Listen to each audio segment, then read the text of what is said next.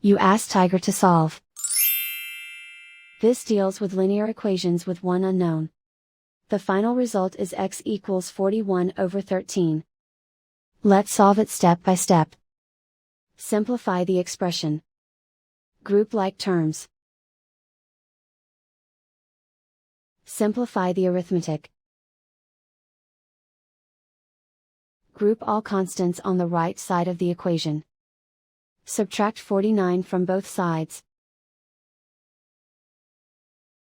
Simplify the arithmetic.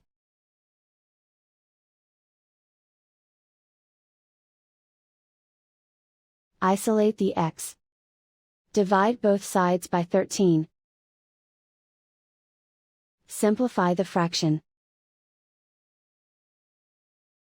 And so the final result is x equals 41/13.